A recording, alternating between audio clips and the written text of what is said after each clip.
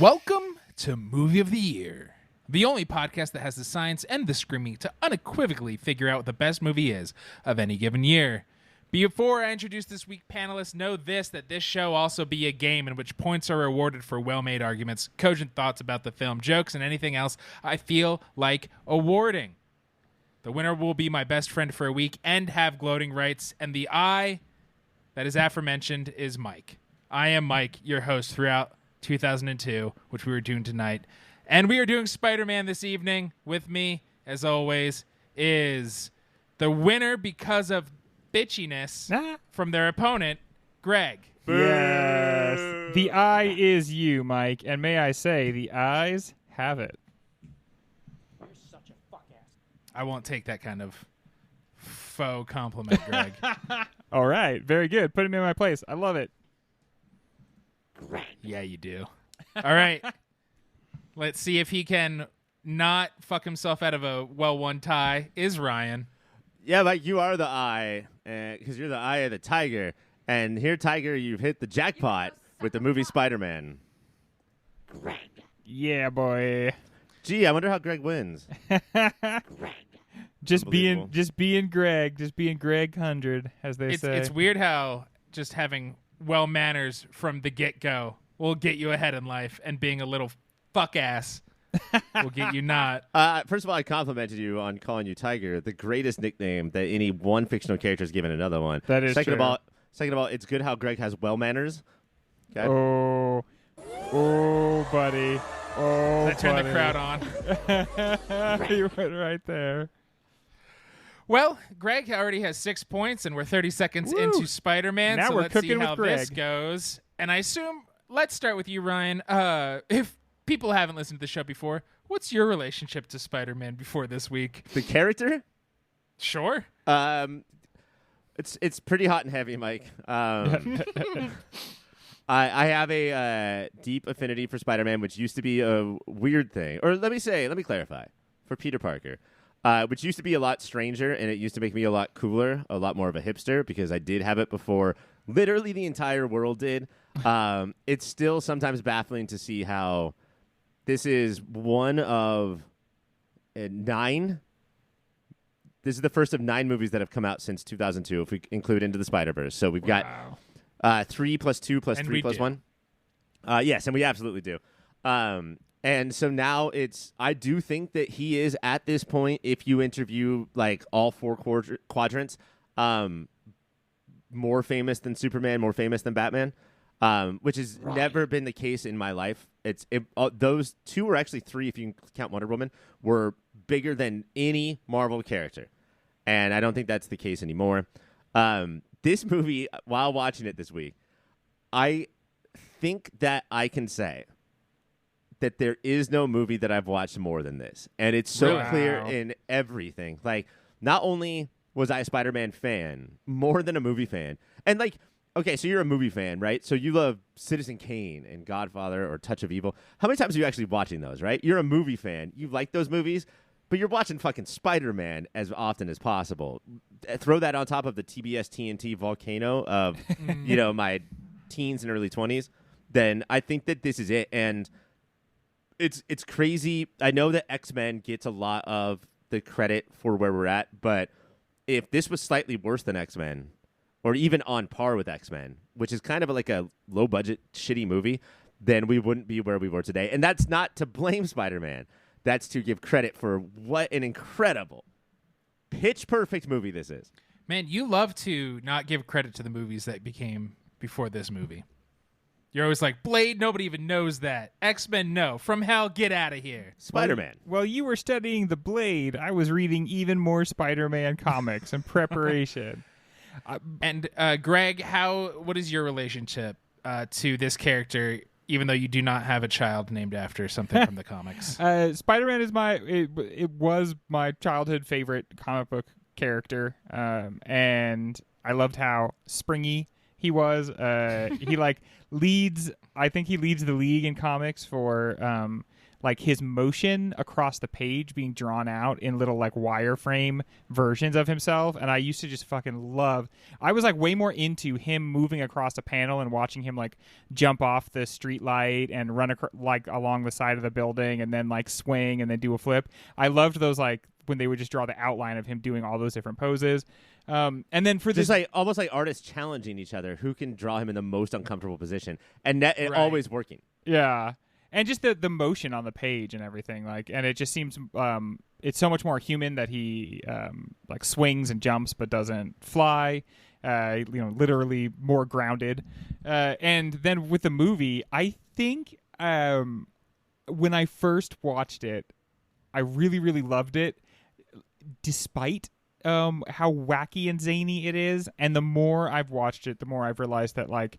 The truth is I always loved it because of how wacky and zany it is. And honestly, like the movie just loves what it is, and it does not apologize for itself.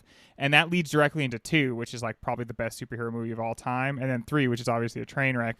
But just in this, it just feels like at the time, 2002, comics were like dork culture was not ascendant yet. And yet this movie, you could still get your head thrown into a locker for having yeah, a for Spider-Man sure. comic. But this movie doesn't treat the source material, and because of that, when you would ever get comic book movies, so often they treated the source material like, sorry, we got to do this, guys. We are gonna have to include some stuff from the comics. For 20 With- more years, with- there's still Star-Lord. What a stupid name that is. With this movie, though, it's just like, yeah, dude, the zaniness is what's cool about it, and we're gonna celebrate it, and we're gonna get into it, and like. That is what won me over on this most recent viewing, was just like a movie that does not apologize for what it is or try to be anything other than what it is. I haven't watched the Nolan trilogy since it came out. It didn't leave a great taste in my mouth, but like, God damn it, is this like You're classically so serious, so Yeah, that's true. I try to be. And nobody asked me about it. This is such, even though this came 5 years before, such a breath of fresh air of like, this is it. This is the mix. This is the exact mix of how it should feel. Before we get Iron Man creating not just the MCU, but how the MCU feels. Yeah. Like just how it feels on your body and in your ears. This is everything of like, what we're doing is dorky. That's what makes it awesome. It's really great in modern times to go back and remember that it's not just you're either grimdark Snyder, which is just poor Nolan, or you're the MCU. This is a third option that is closer to the MCU, but it still is there's different DNA here. I mean, how much of the reason I loved Multiverse of Madness was because I love Spider-Man 1 and 2. And any like glimpse I could get from that Doctor Strange movie, I was like, oh God, I'll take it. Please put it in my veins. like a glimpse of just a screaming face screaming into the camera for a second out of nowhere. That's all I need, baby. Yeah, dude. Well, something beautiful about Raimi in general is that he's the king of, I can make fun of something I love. Yes. And you can feel that I love Mark. it, and that's why I get to make fun of it. And it's not that I'm apologizing for No, its lateness. yeah. Which is absolutely Snyder. If he ever deigns to, we're going to lose all our viewers, but if he ever deigns to do something dorky, it's tongue-in-cheek. Like, he can't handle it because of what a cool motorcycle riding What badass if they he don't is. know His that tongue I'm a is cool never person? in cheek. That's the problem. Is I think he was like, "There's nothing to make fun of because they are gods. Well, Look it's- at them, how godlike they are. It's the MCU." His tongue is in his cheek, but he's got that cheek from that Doctor Strange has at the end of Doctor Strange 2, where it's You just could just see it it's like waggling. flapping in the wind. All right. I think this is the perfect time to take a break and just pivot right into Spider-Man and Sam Raimi. Hey guys, thank you so much for listening so far. And let me just tell you that everything ahead of this commercial is much better than what came before it. That's my guarantee. While I have you here, let me tell you about a website. It's called yourpopfilter.com. And it's everything you need that's related to Pop Filter. Everything Mike, everything Ryan, everything Greg, everything Cassie, everything is there at yourpopfilter.com. While you're there, go to yourpopfilter.com/Amazon. Make that your new Amazon bookmark and do your shopping from there. That way, we get a little piece of the action, and Amazon doesn't. Make sure you're also listening to everything that Pop Filter has to offer, which includes the Superhero Show, a podcast that covers every single TV show that's based on a comic book or comic book property, and Movie of the Year, where we sit down and try and figure out what is the single greatest movie of any given year. That's Superhero Show. That's Movie of the Year. And that's yourpopfilter.com. Rate, subscribe, review. Bye. 2 years after X-Men hit the big screens and 6 years before the MCU. And nearly 20 years of sitting in development hell, a B-level horror director brought Spider-Man to life based on a script by a guy whose career has covered everything from the highs of Jurassic Park and Mission Impossible to the lows of Mordecai and Indiana Jones and the Kingdom of Skulls. The Kingdom of Crystal Skulls? The shitty Indiana Jones The movie. Crystal Skull? Pulling in weirdo actors like Tobey Maguire and Kristen Dunst and gonzo character actors like Willem Dafoe and J.K. Simmons, Spider-Man became the first film to pass the 100 million mark in a single weekend, in a period where most studios still thought superheroes needed to be grounded and clad in black leather. Taste buds ask you this. For 20 years, anytime the name Sam Raimi is mentioned, people scream about Dr. Octopus's surgery from Spider-Man 2 as if it was the fucking Odessa Steps from Battleship Potemkin. Wouldn't you say there's also some iconic Raimi in Spider-Man 1 as well? Is it too much to say that Sam Raimi is the best comic book movie director of all time? And what makes him so successful at capturing the feel of comics? I think it... Ryan. I think... What are we dancing? What are we Ted Greg, dancing that is over messed here? up to say Ryan like it's his turn and start talking. I did the exact same thing. I'll say this real quick, Greg.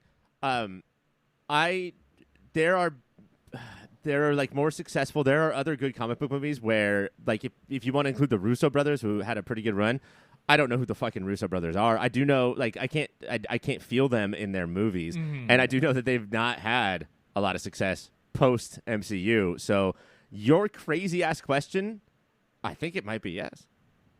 Yeah, watching this, I realized it, like what we were saying in the intro, which is that he's not like apologizing for comics. He's not wanting to poke fun at comics just to be like, man, Spider name, that's a wacky name, huh? He wants to celebrate what is colorful It's the human spider and weird about comic books, and he wants to say like, I'm going to turn that feeling from the comic book pages into the actual movie. And even if that's going to at sometimes have the emotional feel of like an opera. And that's what this felt like so much to me, was like the high drama and the crazy overacting and the emotions turned up to 11 at all times. There, upon the first viewing, sometimes there's the tendency to be like, this is ridiculous. But you realize he's using that, embracing the ridiculous, and that's why you are getting like pulled along. And that ridiculousness, I think, is like a little bit of almost like a texture that we can hang on to, you know, and that situates us in the movie a little bit more. Texture is such a good word because this movie does feel tactile in a way so many future superhero movies do not, right? There's very little noodle sauce here. It is, you could throw at everything. And even a Power Rangers villain like Green Goblin, I think he knows you can be as ridiculous as possible if people care. And they are playing to the cheap seats in the back, but they're playing to little kids in a good way. They're playing like Shakespeare groundlings, and I do not care how highfalutin that sounds, because that used to be entertainment for the dumb masses. Yeah, and he's fart like, jokes. they will care about this nerdy-ass kid who is racked with guilt and in love with his neighbor. And so it's okay to hide one of the most iconic faces in Hollywood behind a Power Rangers mask. Oh, okay. I mean, I think that the mentioning Power Rangers is super important and gone. We just don't have that anymore. And Power Rangers is so shit upon by even the people who loved it. You know, Mike, you use it as a pejorative all the time when we're watching our other shows for our other podcast, because Superhero Show, because it looks so bad. And that's the thing, is that a lot of it looks so bad because it's unrealistic and shot poorly. And it's like Raimi knew it was always going to look unrealistic. What if I shot it well? And so when Spider-Man and Green Goblin are actually punching each other, and bring it back to Black Panther, which is talked about as one of the best MCU movies, that final fight is two noodle boys noodling it up as noodle as they yeah, can. dude. The part where they drop down into the cavern and it's just noodle on noodle action. I would rather have old slow punches Yeah. Yes. than noodle v noodle. And you know what? I will. I'll elevate it from Power Rangers to Waterworld stunt show. Dude, that's what this gives me vibes of. So it's not pejorative. The fight scenes in this are like they live style brutal too. Like rather than being Yeah. like artful and people jumping around, like and he picked this up for the most recent Spider-Man movie too. When he fights the Green Goblin, they just stand there and slug each other, and it Yeah. all looks really painful. The fight that's under the broken warehouse, which you need in every classic superhero movie, they are just wailing on each other, and we just don't get that anymore. And I think that the hand holding that he did we were talking last week about the only way to watch an Almodovar movie is to have seen other Almodovar movies. Yeah. Right? And I think that a lot of people, it was clear, had not seen Raimi movies before going in to see Multiverse of Madness, because if you were a Raimi fan, you loved it.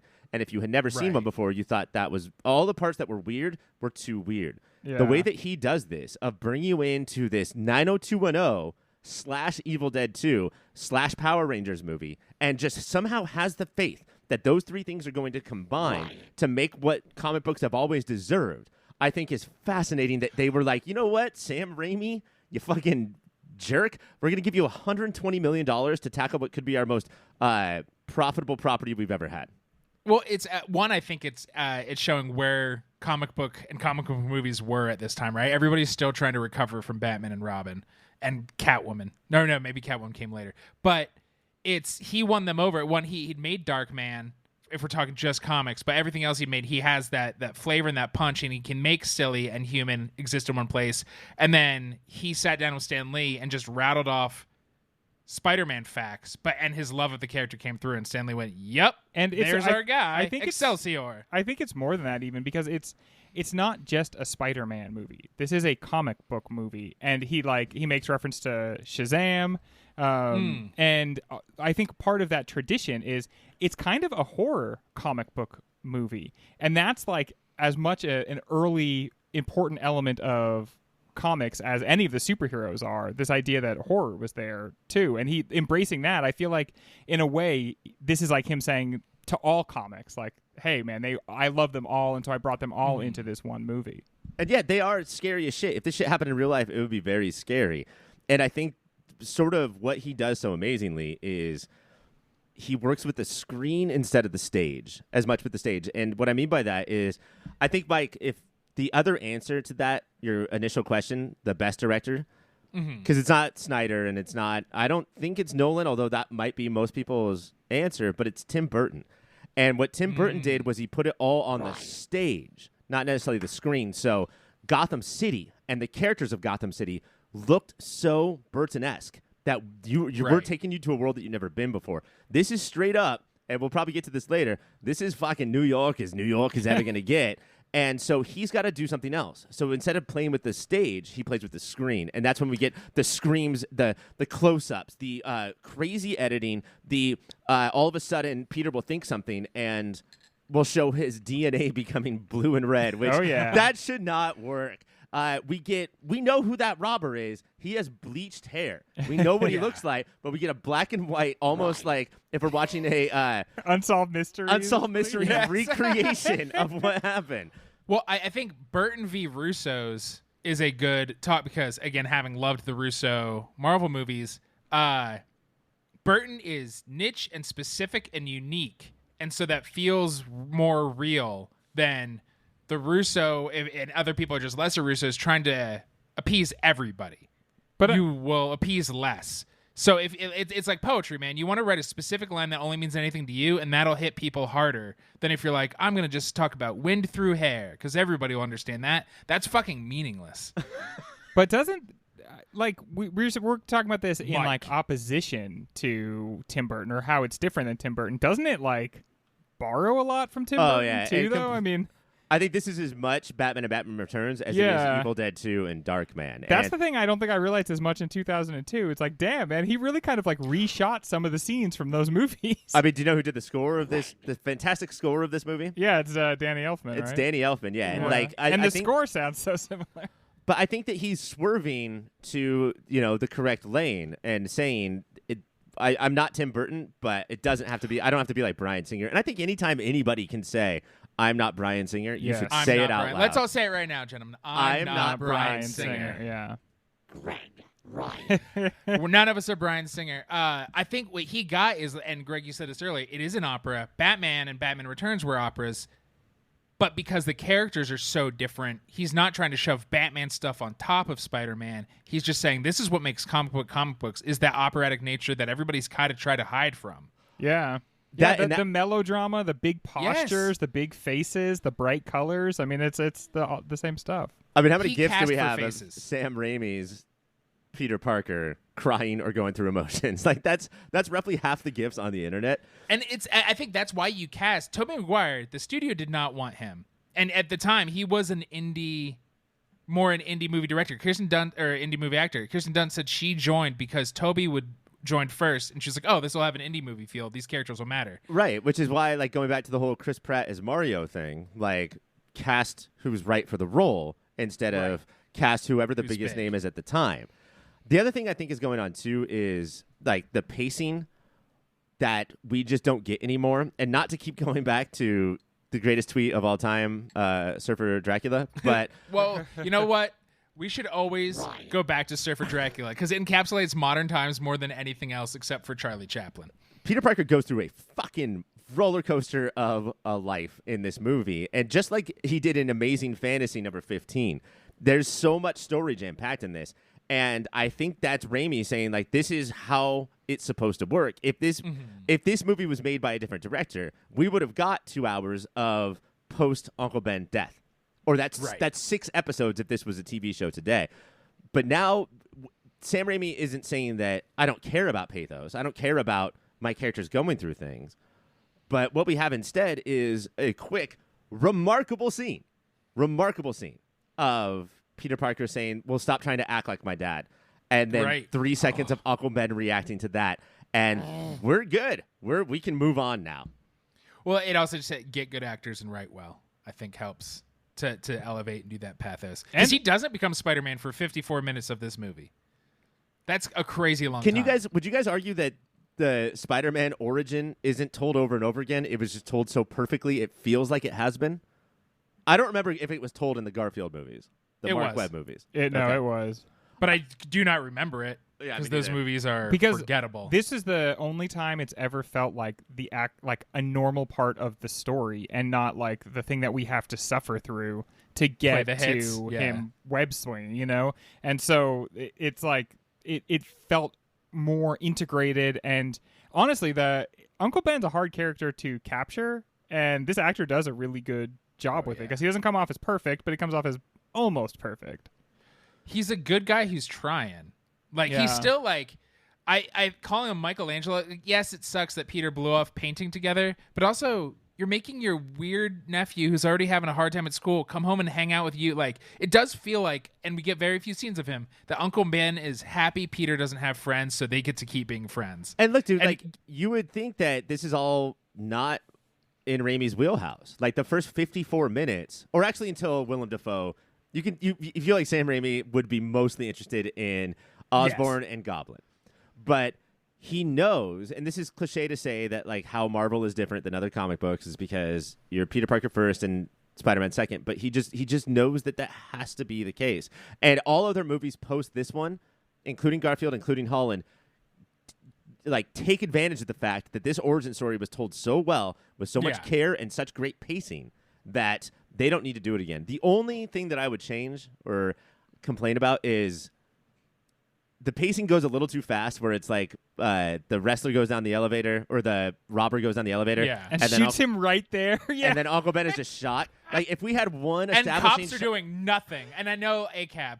ACAB includes cops who let Uncle Ben bleed out as they just keep crowds away from him. Crowds who maybe would, I don't know, put pressure on a fucking gunshot wound. I mean, all superhero movies are ACAB, essentially. Like that one cop saying, I'm going to fucking arrest you after you save this baby. And then Spider-Man's like, I'm not coming back, Chief. And the cop has to think for a second. It's like, I want to arrest him right now so bad, but I just can't do it. Should I shoot him?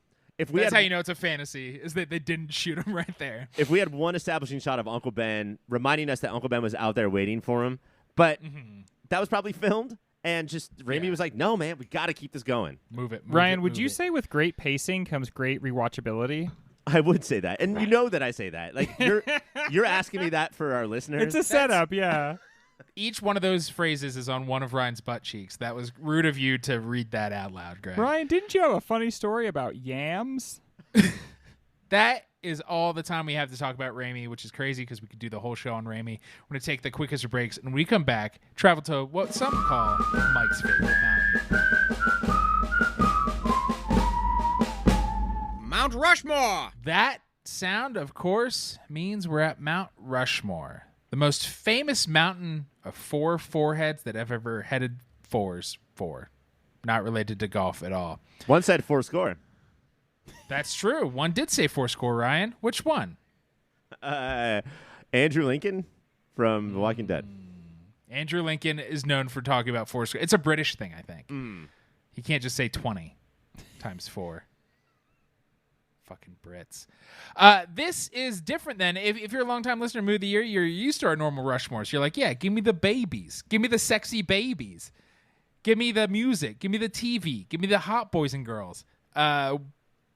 As you know, at this point, we are doing way more movies than we normally do, so we're doing way more Rushmores than we normally do. And so this is a new thing, iconic movie superhero performances. There have been many, but only 4 will end up on this mountain. Unless I want to see a chart of Hollywood history of, like, superhero performances and how it's just 0. All of them. Oh, my goodness. So, Ryan, let's start with you. Who needs to be on this mountain?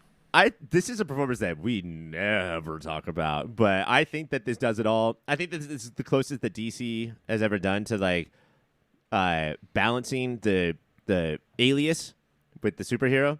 And I think it's all in the performance. I think Christopher Reeve from Superman has to be on here. Oh, yeah. So, First of all, the Greg original says, person to play Superman on TV was George Reeves. This Yeah, is that's Christopher messed Reeve. What is going on here? Messed up. That's the Superman curse right there. They're all going to be Reavers. Now, is this so long ago, like, No. iconography? Do kids know? Do kids care? Does this do it? Well, to me, I think that it's part of our job to do that thing where if you don't know, like, Now it's you not. know.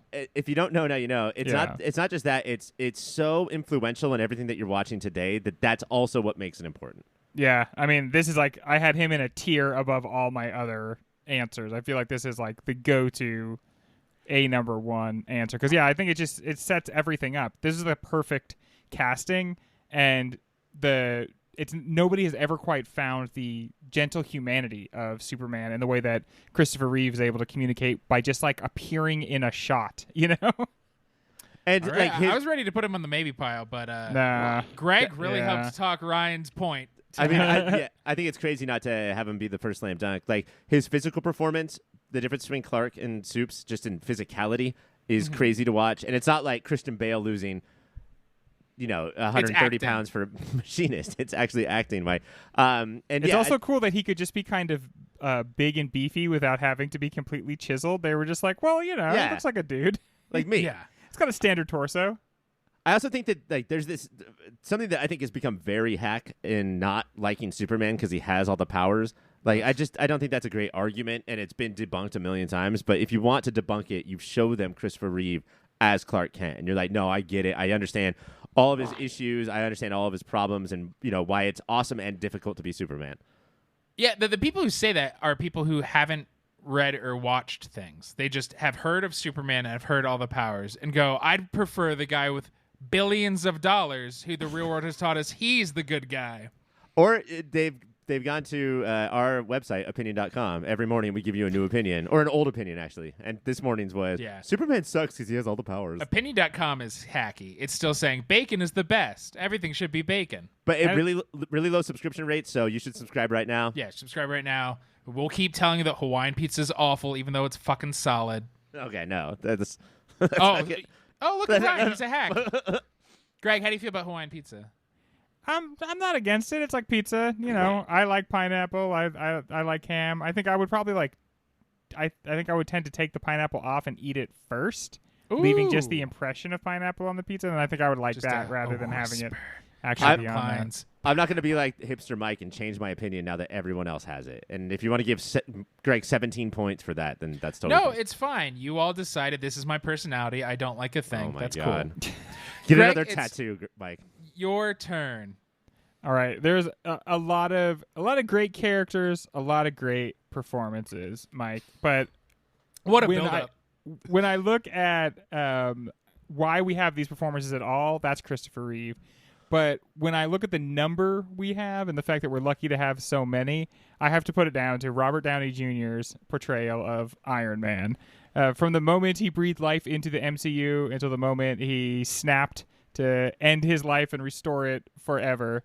Robert Downey Jr., who I assume actually did that in the movie, just brought Tony Stark to life. Nobody gave a shit about Tony Stark before this. Nobody gave a shit about Iron Man except for comic book nerds. And not Still even barely them. them. Yeah. Yeah. And Robert Downey Jr. also at this point was like struggling himself a little bit as an actor. And the two of them, the character and the man, much like the man in the suit, just became something bigger than the entire MCU. And he really is like the patron saint of the MCU. When he says, that's how Dad did it, he's talking about Christopher Reeve. And, like, I would say that he is, and we didn't know this at the time because first is first, he's responsible for the fucking snarky, shoddy MCU humor The that we entire get. tone, yeah. It is Which is nothing because to take away from him. No. You're so powerful. There's going to be cheap imitators. Right. Look at Blink-182 and everybody who came after them.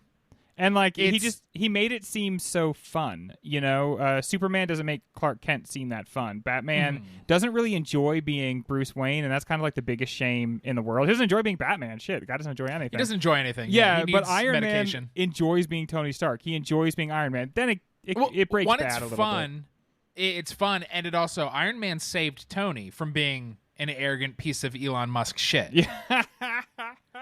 And he knows that somewhere deep down. I also think the MCU became that way because if you look at the MCU, it was Iron Man did super well. People loved it. Hulk came out, was not super quippy or fun. Thor came out, was not super quippy, was try to be funny in a different way, and did not do well. And Captain America: First Avenger, now people are like, hey, look back. It is awesome, but also did not do that great. I think out of the first 4 movies, the only one that people are like, holy shit, was Iron Man. Yeah. And so that set the tone and course correct. And that was the only one that had to. Otherwise, the whole company was going to go right Yeah, down the I mean, toilet. If Robert Downey Jr. isn't super likable as Iron Man, the entire world of cinema is different today. And comics, maybe. Whoa. Like it might have dragged Marvel all the Oh, way yeah. under, and then it would have been like stripped for parts or something, bought by some weird investment bank. Couple of things. One, Captain America: The First Avenger is not a good movie. Second of all, You're wrong. I- as Yeah, hell. ditto. would you guys have preferred that Robert Downey Jr. Removing in, 2 like, points some from sort each of of you. some sort of like I don't know, experimental stage thing played every member of the MCU? Yes. And I wish he spent a lot of time going, I am Eve. all women are whores. That's from the Patreon All show. right. Well, Tony Stark has probably said that part at least before he got clean. Robert Downey Jr. is on that mountain. I already gave that point away. Ryan, you're up next.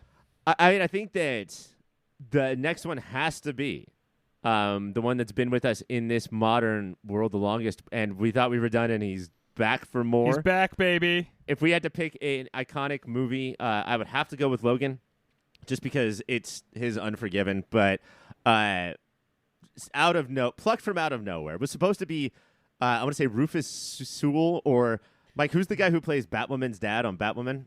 Dougray Scott. Dougray Scott. One of those two could have been one of our all-time actors. But Hugh Jackman's portrayal of Logan is not just it didn't just like set the tone for whatever his universe was. It took a pretty boring, two-dimensional, I'm so tough because of violence character and gave him the heart and spirit that it needed. Otherwise, we would not have been able to tolerate it we got 3 side movies, plus he was in 6 X-Men movies. Like, we're talking And a shit cameoed ton in of movies. some. I think the genius thing is putting flamboyant theater kid in the role of gruff, angry Wolverine, and then you're going to have Hart even if you didn't write the Hart in there. Yeah, and like kind of tall, lanky guy playing comics shortest, short stockiest. guy. 5'1" guy. So Also, our and he first Mel overcomes Gibson, all Tom of that. Cruise.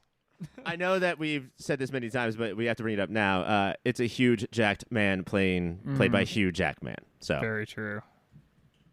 So true. I'm not going to not give points. That is on the mountain. We have one more spot. We're going to do a speed round. Sorry, Greg, that you're kind of hosed here, but it's also because you agreed with Christopher Reeve. So, speed round me up. Chadwick Boseman as Black Panther. I think such a great performance, so important, the best of the MCU movies, and now kind of it has this different feeling to it because we've lost him, and so it seems bigger than the whole universe. That's a really good argument. Ryan? okay. I don't know if this person would have been so high on my list without this week, but Tobey Maguire really redefined and then defined Peter Parker. And his Spider-Man I have some qualms with, but that's not him, Like his Peter Parker does all of the really brings the character that I think everybody had in their minds off. And I think that one of the things that I was looking for when thinking about this mountain is are you in conversation with this performance? If you play Peter Parker now, you're in conversation with this performance, and that I think that will be the case forever and ever. Greg. I'm going to go with Chris Hemsworth as Thor, and the reason behind that is Thor fucking sucks so much, and Chris Hemsworth brought something interesting to the character and made it relevant and made us care about him. Ryan. Instead of going multiple versions of all these characters we mentioned, I want to go with Ron Perlman, who that seemed like Hellboy seemed like such an impossible movie to do, and such an impossible character to play, especially when half the movie has Peter Parker or Tony Stark or whoever out of the costume. And we get to know them. Hellboy was fucking born like that shit. He has to wear all of that makeup and all of that gear for the entire movie, and still it brings a ton of character to this performance. Greg, you each get one more. Chris Evans as Captain America. That's America's ass. I do love Cap as my boy. Ryan, your last one. Looking at the rest of my list, I will go with Tom Holland, who really did make me. I mean, that's the Spider-Man. Reconsider my love for Tobey Maguire. Yeah. I think that how much younger he looks than Tobey Maguire. Like Tobey Maguire is a 42-year-old playing. Everyone in high school in this 15-year-old. movie is very old. Who should we get for the bully Joe Manganiello? Like his first role. What are we? And he was doing? already 80. But Tom Holland has again, I think always hearkening back to Tobey Maguire in so many ways, but to have an actor be able to be in that same conversation for me and make me rethink who's my number one PDs, Tom Holland, that's very impressive. Your Mount Rushmore of iconic movie superhero performances is Christopher Reeve as Superman, RDJ as Iron Man, Hugh Jackman as Wolverine, and Chadwick Boseman as Black Panther. That is your mountain. It shall be built, and you will visit it on future family vacations. We're going to take a quick break, and when we come back, more Spider-Man. Well, that is very, very funny. Or very sad, and perhaps now you have something to think about. Or very problematic, and perhaps we have something to think about. But in any event, I'm sure you have some reaction to what you're listening to. So why not check us out on the social media? You can go to Instagram or Twitter and find us at YourPopFilter. Email contacts@YourPopFilter. Hey, everybody, keep watching them movies. Now, we're not going to go as far as to say that New York is a character because we're not hacks, but it definitely has characters.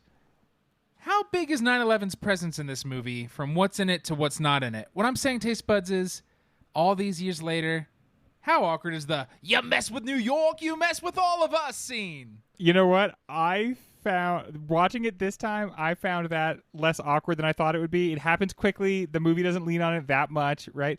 The thing that was really weird though, and would only happen in a movie from 2002, is it ends with him landing on a flagpole. The biggest and flag of this all huge time. American flag behind him. Honestly, I was way more weirded out by that than the Those just are- like, yeah, we're New Yorkers. We take care of each other because that's what New York is known for. I remember Those are two separate parts in the movie, and also like they feel different. And the one feels like other Spider-Man movies have tried. When all the crane guys, this might be in Andrew Garfield's Spider-Man, all the cranes line up so he has a clear path to chase somebody quicker.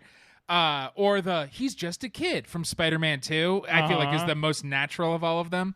But the what jingoistic, stupid, rah-rah, we just got attacked bullshit of Spider-Man to land in front of that flag.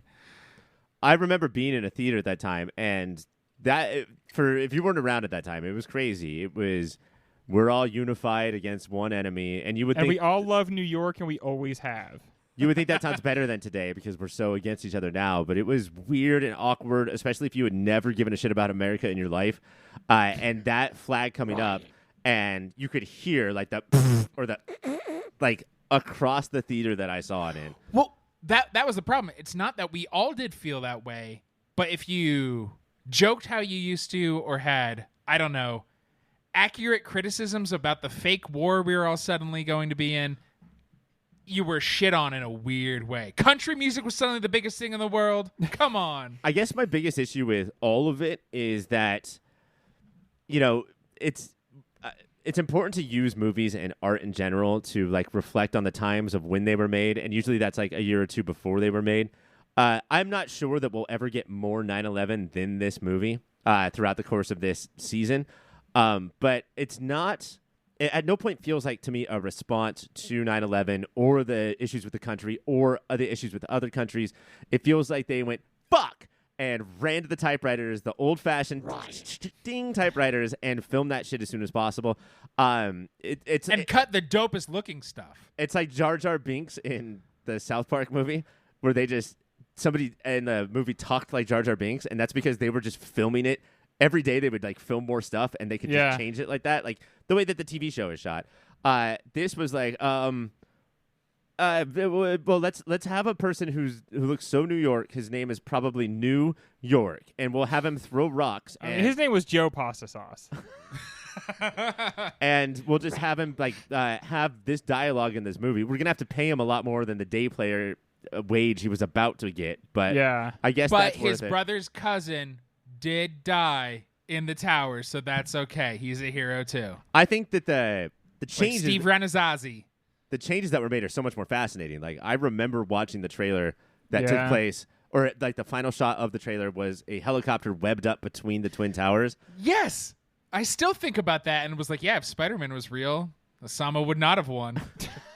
Well, the planes What was were he just, going to do against a 747, man? you web put that the up. he It webbed it. shots the planes went, Take that, terrorists. and still But, the you cops are like, "I'm gonna fucking arrest you." We'll get you if you come down here, Spider-Man. I mean, we don't know that he's not black. I've but heard I some have of to them might be. Mike, as you pointed out, though, like there is every Spider-Man story has the like the New Yorkers got your back, Spider-Man, and so I do feel like that part felt slightly less 9/11-y than I remembered it being, because there are those parts in all the other ones, like you said, like he's just a kid. Yeah. And so there's always some part where the Spider-Man story where New York has to reckon with the fact that they ask a lot out of this little dude. And I They mean, treat like, him like dog shit, and then they say, "Hey, please save that baby." Spider-Man famously, in the comic books, is hated by almost everybody, and you could blame Yeah. this on Fox News. It's because he's from Queens. Yeah, Yeah, Queens is the worst borough. You'd think it's Staten Island. It's fucking Queens. but like we have what's his name? Tyler Huxton. Who do we think he's talking about, Greg? The Fox News guy who used to wear a bow tie. J. Jonah Tucker Carlson? Jameson? We have Tucker Carlson out there all day, every day, spreading bullshit about him, and it works. We see it work. Yeah, Aunt totally May, unlike, the sweetest lady in the world, hates Tot- Spider-Man. totally unlike our real life, where that would never work in a million years. And so he is like he's New York's most hated figure, and when we see stuff like that, at the end of Spider-Man 2, it sort of fills me with like hope, like maybe the human race isn't fucking doomed, or at least Americans aren't fucking doomed. Whereas this is like specifically like, hey, here's my flag because I'm from New York. The other very New York part of this movie is the time is passing and Spider-Man is a growing entity. And I feel like we've lost that. And it's one of my most fun of older superhero movie origin stories. They would do this thing where like, you're going to quickly watch him catch muggers. And part of his I'm learning to be Spider-Man montage is New Yorkers are all responding in different ways to his adventures. Uh-huh. And that feels like me, that New York is dealing with it more than the Bridge. Bridge feels post 9/11. We filmed this after this. This feels like we're going to do it anyway. And you get weird cameos like Jim Norton. Yes, dude, one of the that best was lines of the movie. weird. He stinks and I hate him. Which I don't know if you ever heard Jim Norton's comedy, but that was it. Mike just summed That's it his up. punchline to everything. That's how he feels. You Yeah, want a less memorable Dennis Leary? those montages like bring you fucking back to 2002, and maybe this was the end of it, where Raimi is not hanging a lantern on these things. He's not like trying to make fun of it and say like, oh, look how dumb comic book movies are. Yet it would feel out of place. It would feel dated now. You know, I don't know if it's Raimi's doing or the fact that it takes place in 2002, but there's something that makes me feel warm when I see those. Well, he's using the tools of the time, but he uses it better than other people. It is a funnier, more memorable montage than most of the attempts at that. I'm sure I'm not the first guy that's ever said this, but this is how all superheroes start. Like they start with like the petty theft. It's so weird that the first thing you do when you get superheroes, superpowers, is you start like policing property crime. Yeah. Who gives a fuck, dude? Like, I mean, honestly, like you are endangering your life. Later, you're gonna save the world, and you're endangering your life right now. What, to stop these guys from like stealing from an ATM? Who cares, man? I love. There's insurance. Oh wait, that's the whole okay? point of the movie, though. That's the whole point of the movie, right? That you're supposed to care about that stuff because property crime leads inevitably to old men being shot on the sidewalk. There's a property crime is different than stealing from one direct person, even if that person is an asshole. Or I don't from know One if- Direction. Yeah, do not steal from One Direction. You do not steal from One Direction. They are all Spider-Man. That's what they've been hiding the whole time. Does it bother one you of my- guys when you hear the guy in the subway singing the Spider-Man song from the TV show? No, I think it's cute. Yeah, it's very cute. Oh, It reminds me of the lady singing it in Spider-Man 2. I will give the movie props for this. The trailer was cut in such a way where Aunt May was like, hey, you better slow down. You're not Superman. And Tobey Maguire looks at her like, what? Did you just a say record that? scratch, tire squeal. But I love how that's not the actual movie. He just smiles. He says Shazam and Up and Away. And as if... And he does this Superman shirt open. Right. As Fun. if this movie takes place in a world where there are comic books and heroes, just not Marvel comic books and heroes. Right. You know, like there is established things to do, like fight crime when you have powers, but not the fucking winking at the camera that we can't stand anymore. Fun fact: all the when he's trying to figure out how to do his web when it's not premature ejaculation, that was all Toby. The reason there's Shazam and Up and a web is him. And I love that. So he helped inject that. He does Which the way hang, do I do the hands? he does the hang Yeah. loose or whatever Yeah. it is, like upside down. He's like, well, that didn't work. Let me flip it around. Oh Hook my 'em God, there's horns. webs. I'm going to take my most prized photo and use that as target practice. I can also sort of remember, maybe I was young, guys, being incensed that he did not build his web shooters. And now I want to let everyone know that I'm perfectly fine with it. And it actually makes more sense that he got bit by a spider and got all of the powers instead of some powers, but had to build machines for the other powers. I feel like there is a version of the script where he also doesn't have to make a costume. Because early in the movie, she goes the like science lady that's showing all these kids this like nuclear reactor that they just keep spiders next to just in case, and she's like she's going over what all their powers are, and one of them is that they could change their skin. Yeah. And then Right. later, when the DNA joins with him, it looks like that. And the spider that bites him actually has the colors of Spider-Man. So I kind of felt like there was a version of this where it was going to be like he changes his skin to look like Spider-Man instead of putting on a costume. Which Miles But then can sort of do. Yeah, right? Because that's the Yeah. thing. Like, they talk about being able to go invisible, and it's like, okay, every other power comes up again, but not the becoming invisible power.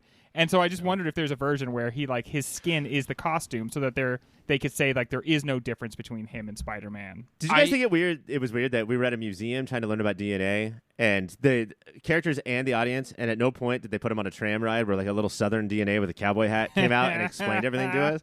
Especially when you think it's the same writer Yeah, dude. who Kep. taught us Dino DNA. Hey, Kep, where fucking... He's obsessed with DNA. He is.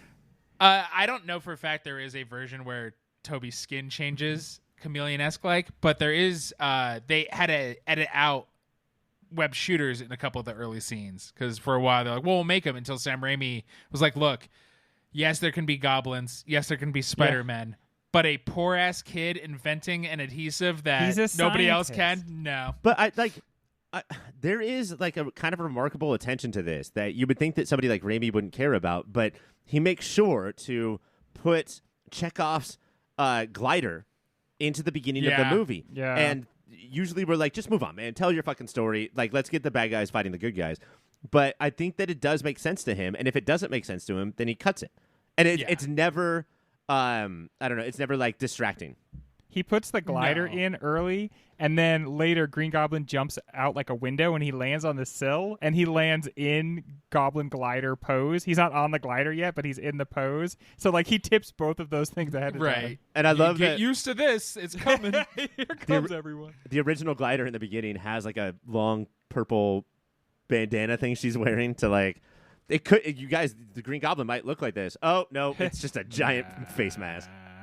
We're going to hide an amazing face actor. All right, we are going to take a quick break, and when we come back, it's Mike's favorite segment. Trivia. That's right. It is time for trivia, which is truly my favorite thing in the world. Taste buds, and more importantly, listeners, the rules are simple, but the game is hard. I will ask a question when I am done, and only when I am done the question. Our panelists will ring in with their name. Whoever rings in first, I will call on them, and they will answer.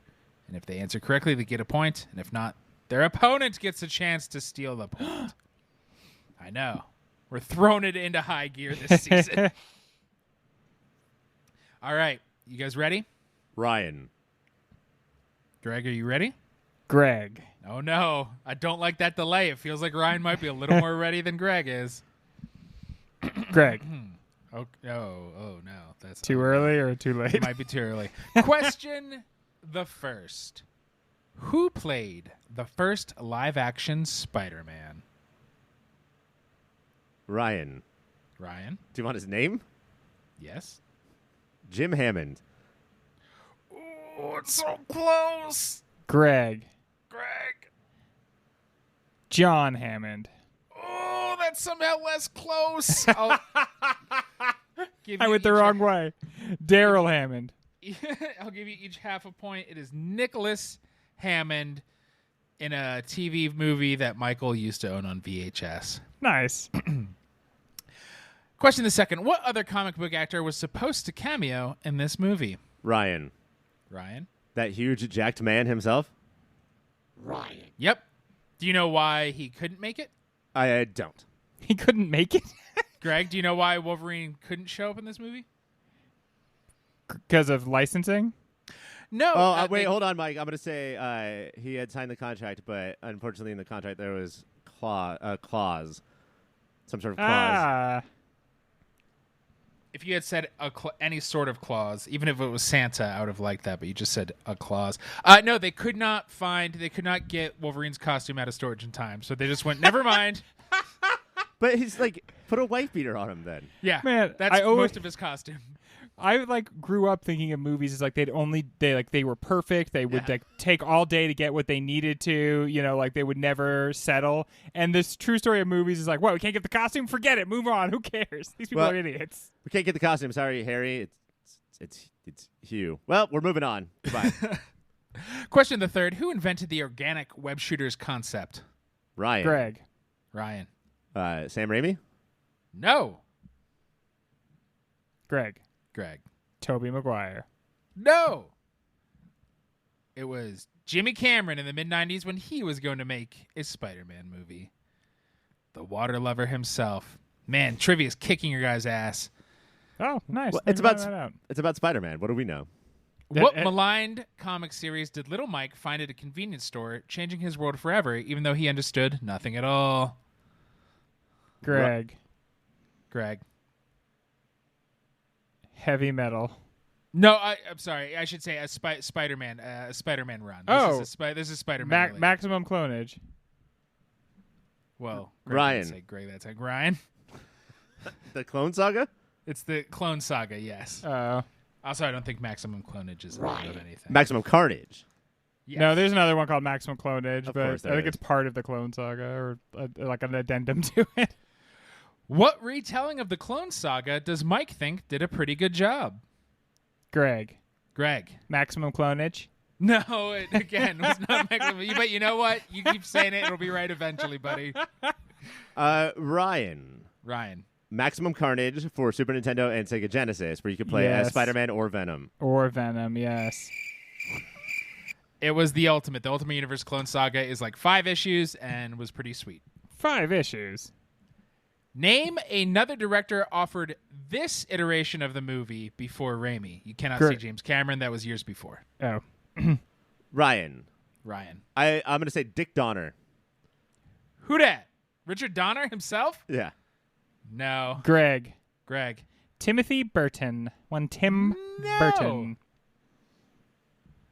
No. Ryan. Steven Spielberg. No, now I just want to give hints. He directed a Harry Potter movie. Ryan. Christopher Columbus. It's Christopher Columbus. And now one for Greg. He directed a 7 movie. Greg.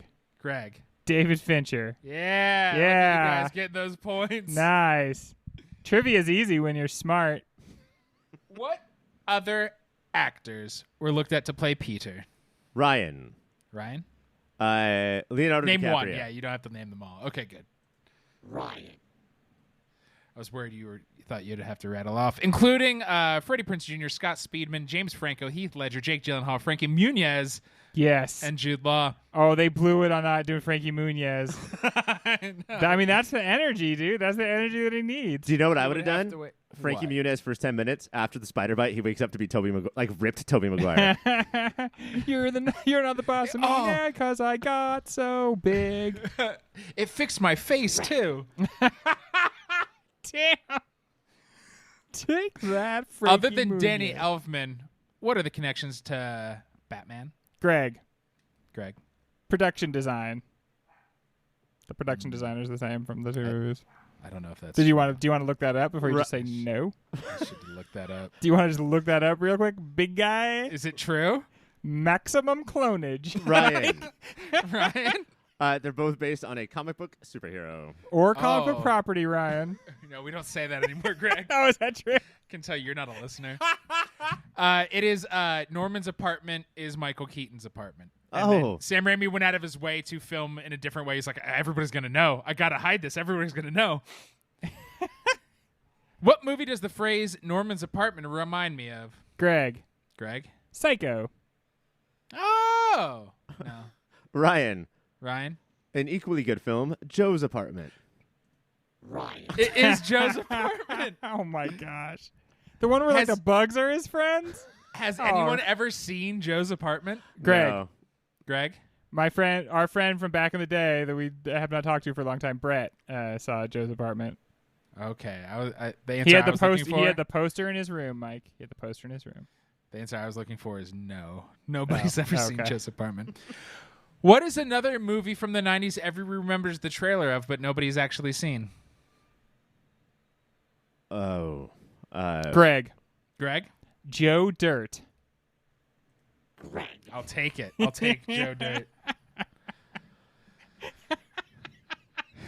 Who's the best? This is trivia. Who's the best cinematic Spider-Man? Ryan. Greg? Tom Holland. It's his opus. Greg. That almost lost you it, but you know what? Goddamn, I like it. But you answered the right answer. Who is the Jackal? Ryan. Greg. Ryan. The guy who started the Clone Saga. Oh, and also Bruce Willis in that movie, The Jackal. The Jackal is the first Spider-Man villain I ever saw. I thought it'd be a much bigger deal through the rest of my comic reading, and he just went away forever. And it's so weird because he has such Green Goblin's vibes, Goblin vibes, but that's like it's a different guy. The first team I ever read: Nova, Namorita, Speedball, the New Warriors. Where are they, guys? Night Thrasher? Night Are we Thrasher. talking about Night Thrasher? What villain do we obviously need to see in a live-action Spider-Man movie? Ryan. Ryan. Swarm. He's a bunch of bugs. Yeah, the guy who's bees. Yeah, he's just bees. Okay. And when Yeah, he he's barks at just you, the bees. bees fly out of his mouth. That's not the answer I'm looking for, but I'll give that a point. So the answer I'm looking for will get 2 points. Greg? Craven, the hunter. No, because that's coming. Oh, is it? Ryan. Spot. Spot is dope. Good, But just no. a dorky, nerdy villain, but terrifying cartoon power. Greg, The lizard. Have they done a lizard yet? Yeah. Yeah. Oh, yeah, they did do the Amazing lizard. He's been in Spider-Man. 2 movies. It is clearly, it's Big Wheel. His power is he drives around in one big wheel. Yeah, how are you gonna mess with that? I mean, Is it true that Big Wheel keeps on turning? Ryan. Greg, Ryan? Yes. And Proud Mary keeps on burning as well. that's the only instance in which it does. Golly. Who originally sang Proud Mary? Ryan. Creedence Clearwater Revival. Ryan. What version of Proud Mary is best? Ryan. Greg, Ryan. Ike and Tina Turner's. Ryan. What would Peter Parker's go-to karaoke song be? Ryan. She's only 17. oh, Greg. I did not think it would be. I got Greg. Greg. Web me up before you go. Ryan. That's not Shit. a real song, Greg. That was a risk, but I took it. It is Hurt by Johnny Cash. He's a sad guy. He's really sad about everything he has to go through. That is all the time we have for trivia, everybody's favorite segment. I've been your host, Mike, and I will continue to be your host after this. Hola, Filterinos. I just wanted to interrupt real briefly and say thank you for listening. Thank you for your support. If you want to support us a little more directly, you can go to patreon.com/yourpopfilter. There, depending on what tier you pick, $1 a month, $5 a month. If you're crazy, anything more than $5 a month, don't do that. You can get extra content. There's extra shows, extra series, behind-the-scenes stuff. You could pay for Ryan to draw you a picture. I can write you a poem. You can get the shirts off our very own backs. All of that and so much more over at patreon.com/yourpopfilter. While you're on the internet, you should check out Shady Monk. He does all the tunes you've been listening to. He's on Bandcamp, he's on Spotify, SoundCloud, wherever kids get their music these days that I'm too old to know. Shady Monk lives there. You can probably follow him on Twitter and Instagram as well. That's Shady Monk. Wherever you get music, check him out. This is our final conversational piece. Can you believe it? I can, Mike. Greg, I can. Mike. We're no longer trivia. But that does sound like a classic Mike trivia question. If you don't get like any of the answers right in trivia, you kind of just want to keep it going to see if you Yeah. It hurts. It hurts you. All right, taste buds. Powers are puberty. Webs are jizz. Is there anything else this movie is commenting on universally or about 2002? Or is this whole movie about fucking? Okay, I always thought that Marissa Tomei was like our first sexy Aunt May. I No. want to hear where this is going. Dude, forget about it. This movie has one of our most sultry Aunt Mays ever, completely vibing with Harry Osborn, putting him in his place, and he loves it. You mean Harry Norman or Osborn, Norman? but I'm still giving you the point. You know what? Both of them, probably. She's crossed with both of them. You know? Slapping Norman's hand away from that fucking Yeah, and then he, like- absolutely, truly real turkey. One of the realest turkeys I've ever seen in my life. Yeah, dude, the color on that thing, the shine. And then he licks his finger in a way to suggest that, yes, gravy is the sexiest of all foods. But yet, And it is. The palpable energy hanging over this movie, I'm sure I recognized it the first time I watched it, but it's not something I think about that much. The scene where, like, the whole, like, we're losing you, Peter, because you're spending so much time alone up in your room, and we feel like we don't know Whacking you off. anymore. And then we were texting about this, Ryan. The ultimate is the iconic shot, which He opens his door a little bit because he knows, and I don't know if you guys have ever been through this. He knows that his room is covered with white goo, and There's he just cannot ropes. He's just shooting Literally, ropes he's for days. throwing ropes. Yeah, dude, he's been throwing ropes. It's hanging off the ceiling. It's like on his. There's a part where he's running out of the cafeteria, and it's like he has accidentally stuck it to a tray, and then he can't get it unstuck. It's like when I used to fall asleep in the lunch cafeteria I ate in, because that's a real thing that happens in real life and not just in movies.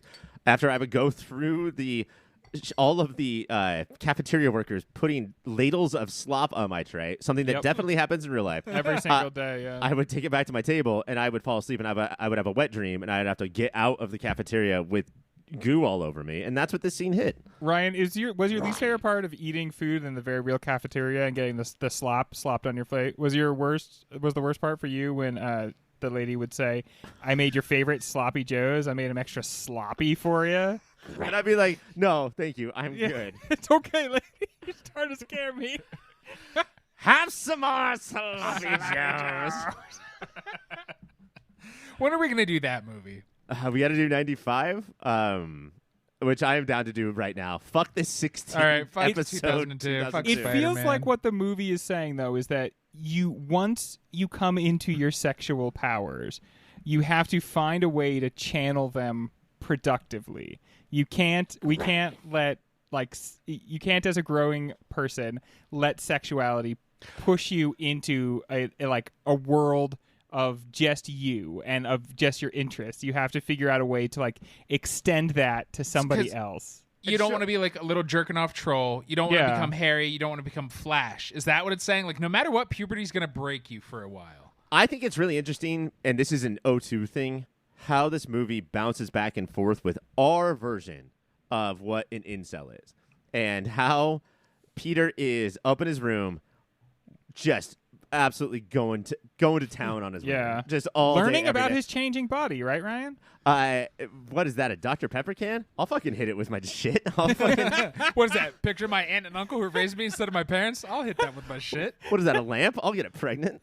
And then also dealing with his not super smooth and in today's day kind of gross way of dealing with Mary Jane, which is I'm so nervous to talk to her. She's not having sex with me. I'm involuntarily celibate. I'm just going to watch her from afar, And not even that afar. Their bedroom windows are like 2.5 feet Yeah. away from each other. That was oh no, that was too close. If somebody's that close to you, never look at them at all. no, you board that window up. I bet Or some set of up a mirror system, Toby. I bet some of that webbing got onto her window. Well, yeah, when you're young, distance is key. When you're young, dumb, and full of web, you're gonna hit everything in your sight. But yeah, he does just sort of quietly watch, and I think that we are watching this movie with so much hindsight that we're like, no, it's Peter Parker. He's fine. What he's doing is cool. Whereas this movie could be made, or a different movie that had nothing to do with superheroes could be made like this, and we'd be like, Mary Jane, you should probably call someone. A Chronicle or Brightburn style, Right. different take on who Peter Parker is. But ultimately the movie is about, I think, conquering yourself, and so doing that through the lens of sexuality as much as through the lens of like having this power seems like a valid way to do it, but there is an element that makes it uncomfortable, and I think it's when you realize like that the web is what the web must be standing in for, and why they decided to probably make it organic for the purposes of this movie, and then it's just like, oh, come on, guys. How many little kids did he save with his cum? I watched him spray so much of that stuff. And this is definitely Raimi. He read David Koepp's Jurassic Park script with no web jizz, and he was like, Yeah. well, I'll make a couple of There's I not have my enough pencil right here. fluids. Also, could he be totally nude? And they were like, no, that's where we're drawing the line. We're going to tell the audience he's definitely wearing pants. How many Can Bruce screaming Campbell fights? play Spider-Man? This is the last time I'm going to ask. Can Bruce Campbell please just play Spider-Man? Bruce can do it, everybody. Come on. How many screaming fights did Raimi get in with the studio of it needs to come out of his butthole?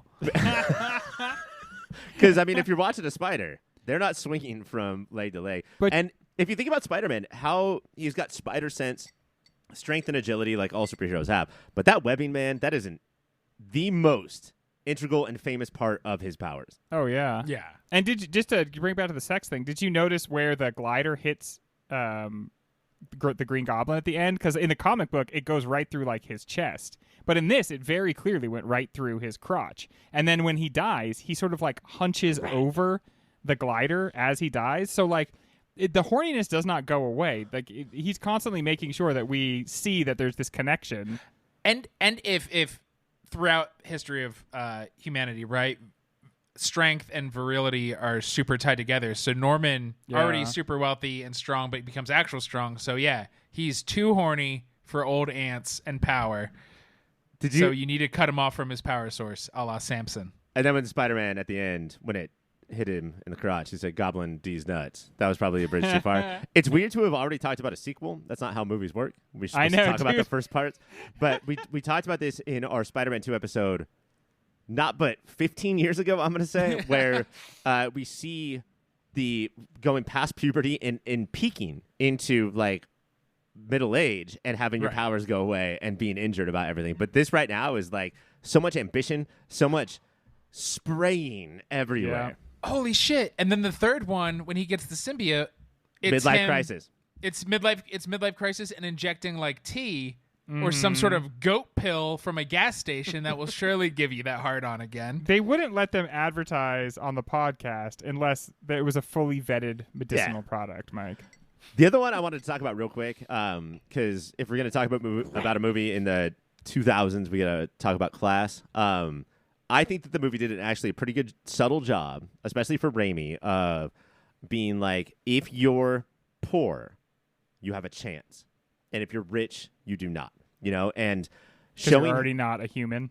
Yeah, you've basically already gone past the point where you are redeemable, and so you're going to be a villain. There's so many times I love the Goblin in this movie, but I love like, oh, what are you gonna do? Save people? You fucking idiot! You're so fucking stupid to me. I look at you with my eyes and I think you're so dumb. And Spider-Man trying to fight against that thing where he's like, he starts off being like, I'm gonna make money to buy a car. And then realizes like that's part of the whole Uncle Ben thing, where the whole Green Goblin thing is, I've already reached this peak. Let's make it peakier. You know, like I'm already in the 3%. Let's get into the 1%. Let's get into the 0.5%. That is what Spider-Man is battling back with the whole time. And I don't think Raimi hangs that big of a lantern on that. Another Class thing you see is Mary Jane, who is in high school, is embarrassed to be a waitress at a diner. Mm-hmm. Like, she doesn't want Peter to see that she's working as a waitress. It's okay. You're like a junior in high school. That's not an embarrassing job for you to have. And it's a huge part of the subtle way that she falls in love with Peter. Because he doesn't care. And he's like, yeah, you have a job. And they get flirtier and flirtier in those scenes on the street to the point where they have an absolutely incredible scene where she's like, why are you so interested? And he's like, well, I'm not interested. She's like, well, it seems like you're interested. It kind of seems like you are interested, though. They're going to start railing. It's really Peter's well about done. to get stuck in a washing machine. Not to be this guy, they're out of high school at that point. But it's still okay. So they're 19 or 20 years old. It's still okay for a freshman in college to have a service job. And part of it seems to be like because it's just a diner. Who cares, dude? Not just a diner. It's like a pop-up diner in the most unhoused part of town. Monica from Friends worked at that exact same diner, and she was proud to work there. Yeah, exactly. Jon Favreau owned it. He was a UFC fighter. He would help create the MCU years later. Another weird sex thing in this is Mary Jane very clearly, like, we see her with a couple of guys, and the camera catches her on several occasions, like, refusing to kiss them. So she's with them, but, like, they act like meatheads, and then they will go for, like, a kiss, or they'll go to grab her, and she's like, no. And so the movie maintains her purity in a way that I found kind of uncomfortable watching it this time. Like, she's with those boys because they're tall and rich, but she doesn't like them, and so she won't allow them to touch her. It's uncomfortable because I think Raimi wants to give us the melodrama of daytime TV or even 90210C. Yeah. But there's not that many characters in the cast. So we're going to show her grow through the boyfriends. And that's shitty. That's like old school shit. Like, who are you based on who are the men that you're with? Yeah. But because of Kirsten Dunst, because of her performance, which I can't believe how I find more incredible every time I watch this movie. She makes herself feel like a genuine person making genuine decisions, and the boyfriends are the background in every scene she's in. It doesn't matter who she's going out with. She takes that show, or she steals that scene. Steve Brown. Yes, it is. You do not have to say your name. Ryan. Just answer Greg. quickly. Greg. Yes. Greg. Oh, it was just said so much I had to hit it. Maximum clonage. We talked about this. Okay, you know what? Greg. You did it. You finally found out when you were supposed to say it. Back-to-back points for Greg on that. That's awesome. I have realized that if I ever have a son, he will be Max Clonage. And he'll be named after Greg in a way of speaking. We talked about this all those years ago in the intro to this show. How much does this movie owe to Tim Burton's Batman movies? Yeah, I think so much. it's the parade stuff, the float stuff. Another parade? Yeah, And I love the characters just never figuring out that they live in fucking Gotham or New York City. Yeah. Guys. So much crazy shit happens, and they're like, "Look at that guy! I didn't know they hired a greened goblin for the show. Oh my god, I'm burned by pumpkins." Also, shout out to the fact that when the Green Goblin appears in that scene, it's totally not Tim Burton. In that moment, it's totally Wizard of Oz, the witch, appearing like writing in smoke in the sky. He's seriously. I like Roger Ebert talks shit on that scene. I think it's so fucking good for him just to hold the camera up to Yeah. the sky Yeah. and just have the goblin get bigger and bigger and Hell bigger. yeah, dude. Sort of like a 747 did not too long ago before this movie was made. Wait, what is that? I forgot. I have forgotten. It was the attack on London. If the antagonist's name is Willem Dafoe, should the protagonist's name be Toby Mahiro? Ryan. Ryan? Yes. Toby, my hero, ordinary guy. Greg. Is there anything likable about Harry Osborn? Does Franco's grossness infuse too much of Harry's misogyny? I could not believe how untalented I found him in this movie. Like, Yeah. and I think He's it's on the 'cause of, verge of tears every second. I think it's because of past grossness. There's a point where Harry or Norman is asking about Harry's boyfriend or girlfriend when Toby's in the room, and he's like, "No, please don't say anything." But there's like 3 or 4 punches. This movie, I don't know if we talked about this, is crazy funny compared to what I remember. Like, there's so many funny parts of this movie, and I do think that Franco sells a couple of his lines, like, because I want to buy you something, because it'll make you feel better. Like, Yeah. he's got his moments. It's he got those moments. It does feel like they're like, you should be angry and crying all the time, and it doesn't a sell petulant- anybody liking him. I mean, the Harry Osborn is a petulant baby though, who feels bad for himself even though he has everything, and I think that's a perfect casting. Also, when he cries, I think that the real superhero he should have been playing is the Crow, his feet, because what is going on next to his eyes? Unattractive man, that James Franco. Yeah, when it crinkles, what's going on there? Since Captain America: Civil War gave us our third Spider-Man, we've been ranking and arguing about Peter Parker performances. Even if you don't think Tobey is the best, where would you say this entire ensemble ranks among other superhero movie casts? I mean, I think it has to be number one. Like, we've been talking about Yeah. it for the last 2 hours of this Like show. pound for pound cast. Amazing Everybody. Uncle Ben, amazing Aunt May. Apparently, hot Aunt May. That Dude, I'm just finding out listen, about. there's a part where Green Goblin comes to visit her in her bed, very monster movie, very like horror comic, and she's got her hair down. She's got long, beautiful Oh, that silver hair is hair. down. I mean, I'm not reading into this. The movie is the movie is loving her. Okay. If we ranked our favorite actresses, or what we thought were the most talented actresses, I could see Emma Stone and Zendaya being 1 and 2. Like, honestly. Especially if we're and- talking about who portrayals of Michi. Sure, like they have to be both in the top 2. But the way that Kirsten Dunst works in this movie just knows what the movie is more than anybody else. And Willem Dafoe is, I mean, you know what, Mike? Next week we could do Rushmore of iconic villain performances. Uh-huh. Willem Dafoe is on here. Oh, yeah. And then to combine that with his work in No Way Home, where he continued this balancing act Yeah. of scared gentleman and absolute piece of shit. Which is funny. It does feel like Norman Osborn or the writers, the people behind it, forgot that Norman was a piece of shit before he goblined out. Right. Yeah, it's Just because when he his whole becomes the Goblin, he like fractures. He two-faces basically, and I think it's like the two parts of him completely separate. So he had been a little bit of an asshole, and he became an extreme asshole. And what that left behind was the like meek, version of himself. But I love the scene where he's meek and fighting against his mirror self. Right. And then at a certain point, with not that much talking into, he's like, well, please just tell me what to do. yeah, You know, like, so like Fuck the me. country is doing right now as we're making our own turn towards fascism. Kinda, yeah. Like as we go into fascism, we're like, well, I don't know what to do. Is it fascism? And then fascists are like, it is. I'm It is afraid now, is. brother. I think that it should be. Do you know a fun messed up fact is they made him wear teeth because Sam Raimi said nobody as rich as Norman Osborn would have your janky ass teeth. Wow. But then when he's the goblin in the mirror, they're like, no, for when you're a full goblin, you take this. So they're just Norman's These are real goblin teeth. teeth. Being a director and an actor is so weird. It's so weird. That's why they're always pulling knives on each other.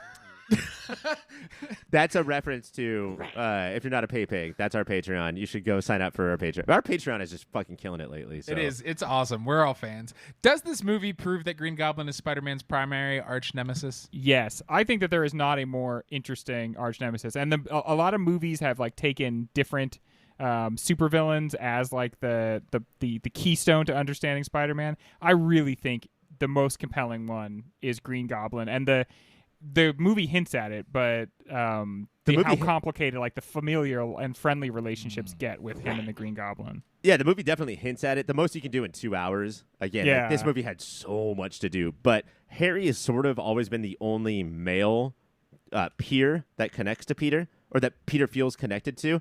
Harry has a dad. Peter didn't have a dad, then lost Uncle Ben basically the second we met Peter. So for Norman to see that hole that Peter has and be like, I could be so helpful to this person, but instead I'm going to fucking just murder that spot that I could have. I can manipulate the shit out of him, and constantly does. Currently, in today's 2022 comics, Peter is working with Norman because he believes Pete. that Norman has finally Hey. turned a corner here. Guys, just because it's your family doesn't mean you can't cut them off. Remember And- that, listeners. That will always be more inherently interesting than I want to conquer the world, or Yeah. I just become a lizard and my animal instincts take over. Is someone who just knows what your weaknesses are and fucks with them. Just goes, pokes at it Just over and butt over heads. again. With the amount of time Peter Parker spends watching MJ without her knowledge, would a better name for this movie be Spied Her Man? Ugh. No, I think Spider-Man probably is Yeah, the way that's to go. that's kind Okay. of weird to know say. what? Like, yeah, Or the Human Spider, potentially. I think that's still on the table. So does great power come with great responsibility, or like, nah? I think that this movie proves that it. Hold on. Does it does? I think that it does. I think that they should one day tell a story where Spider-Man gets involved in something that he has no cause to get involved in, and that he tries to set everything to rights, and instead, just by constantly managing the situation, it gets worse. Because I think that the idea that if you have power over a situation, you have to become responsible for it. I don't think that really works if you start scaling it. You know, I think it's kind of an old idea of what power means, that anything around you that you could stop or put to rights, you just That's- have to. It's also a Very way to America World Police vibes. Yeah. right, and also who the fuck are you? You know, we talked earlier about how all Maybe superhero you heard movies. of the U.S. of A., Ryan? Maybe USA. earlier we New talked York, about how baby. all superhero movies are ACAB, or how government is terrible, and that leaves everything for the superheroes to take over. I don't know if that's such a good idea. The Boys, Does- for instance. Peter get over being the direct reason Uncle Ben dies? Does that all happen a little too quickly? Not for me, Dude. dude. I That's the understand that saddest part of the movie. we don't want to watch it for a long time, but No. I think that the first hour, like, is we also let me just combine this with another answer. Do you guys, or a question? Do you guys have a problem with Spider-Man not being quippy? I There's- thought I would. I remember as a stupid nerd of Things Are Different, that bugging me when this came out. Bugging. And rewatching it Yeah. now, not really. Not There's at one- this phase in his career, I would say. There's one scene where he drops MJ off at like a park on top of a building, and he has Famous like building park. has a couple of quips real quick, but not really. What we have instead is Peter Parker not being totally responsible for the robber's death, but watching it happen, Oh, yeah. doing nothing to save it and save him, and then staring at his corpse, Yeah, dude. and being like, "Yeah, that's what's up. That is what is up." They're kind of... Is that guy definitely dead, though? Because he falls like 15 feet, and sure, he gets still, but he does hit a very like perfectly placed sort of like... No, his last words are, "I'm dead."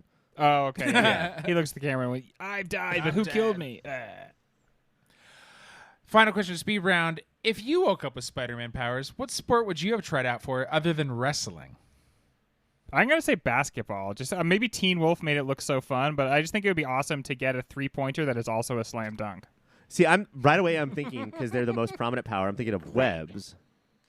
And I don't know how that could help. So I'm thinking water polo just because that's so hard You for could all score, snap it back, score again, snap it people. Yeah, back. dude. It's like when I people guess- would tie a rope onto quarters in an arcade game and just keep pulling out the quarters. Ryan. And And they your have legs to are count churning. He has the super strength, so you just like everybody else is getting tired while you're just blending the Yeah, pool. he's basically out of the water, like at his knee level, because he's agitating his feet so quickly. But I don't want to go with water polo because Mike is the host, and we have a aversion to water polo players thanks to the OC. So But I also played water polo, the only game Mike has played. But is you're a that Philly true? guy. You're a Philly guy, and the Phillies are in the playoffs right now, Mike. So And are they water polo? they are a water polo establishment. Yeah. Yeah. You know what? I'm gonna go with polo. Just regular polo. I just want to get on a horse and fucking live my life. How exactly does one suck a fuck? You know what? Not the button I meant to press, That's fine. but good time as any. That is all the time we have. We're going to take a quick break. When we come back, it's award season. Can you taste buds believe that, as far as I know, having forgotten to look it up, that Spider-Man was not nominated for any Oscars? What? It's impossible. It was Mike. nominated for 2 Oscars. Two of the loudies. The Loudies? Which Loudies, Ryan? Best visual effects and best sound. You know Best what? sound. The whole time I was like, this sounds amazing. Sounds so freaking I good. think just the way his laugh echoed around a mansion, I think that's what the nomination was for. Imagine what that is like in The Mask. Oh, we're not doing moment of the week, are we? Because this is a movie on a You know different what, podcast. Ryan? What was your moment of the week? My moment of the week is when he's upstairs fucking Green Goblining and James Franco gets home and he's like, what? Ha, ha, ha, ha. Oh, I'm sorry. Did you hear any of that?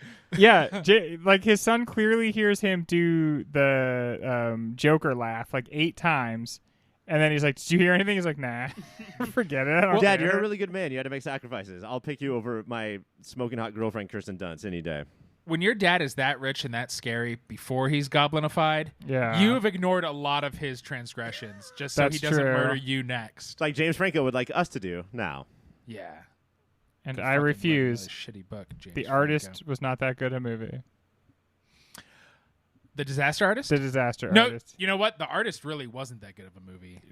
I'm taking them both down for I different preferred reasons. The Disaster to The Artist. Are At they least the sequels? Disaster Artist had sound. Yeah, fucking no sound fucks. All right. We're here for recommendations first. Greg, what do you got?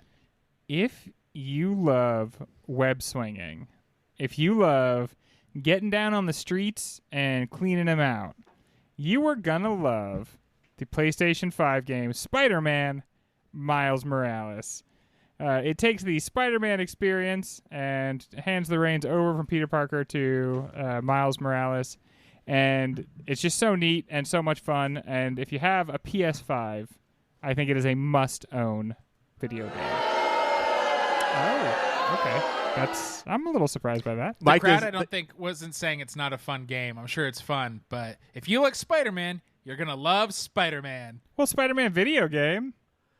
Maybe the crowd can't afford a PS5. If you had said PS4, then how would the crowd? If you're coming to our shows, you don't have a PS5. This has come up a lot tonight that the crowd bought a Poor. PS2 and the PS4 was new. So that's how the crowd rolls with video game systems, guys. PS2 has a good Spider-Man game, but I won't talk about that since it incenses the crowd. Obviously not as supportive as the New Yorkers of 2002. Oh, Now they're getting incensed in a Okay. different way. well, all right.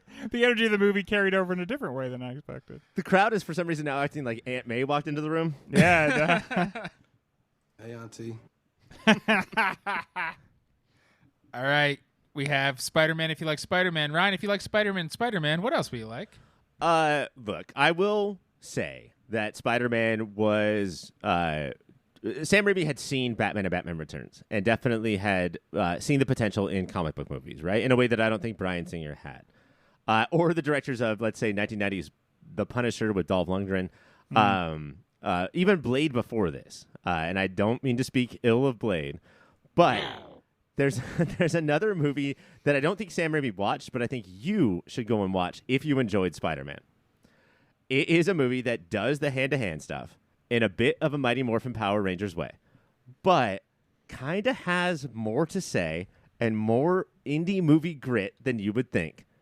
And that is Steve Barron's 1990 film, Teenage Mutant Ninja Turtles. Yeah. It's actually not that bad.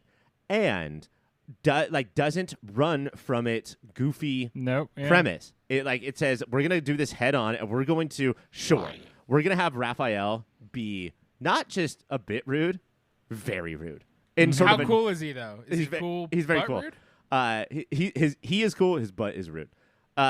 We're also going to go to like a farm for 45 of the middle minutes in this movie, just because we think that's what's like down and gritty. Well, now that's where you dig into the pathos of your heroes. Yes. But this movie is shockingly grounded and serious for what its premise is, and I think that was a bold step. It makes Michael Bay's movies, his reboot of the Ninja Turtles, like this is still in 1990 far more serious and taking this seriously than those movies. And I don't think Sam Raimi got inspiration from TMNT, but I think that they are talking to each other a little bit. Mine is, if you're looking for nerdy kids dealing with puberty, these kids happen to like comic books. It's not based on a comic book. Nerdy kids dealing with puberty and some fucked up stuff happens. Things get more violent than you'd expect them to. I'm going to say check out The Dangerous Lives of Altar Boys. From 2002? Is it from 2002? Didn't we kick that off the bracket? I think we might have, and this is how I'm slipping it back on, just via recommendation.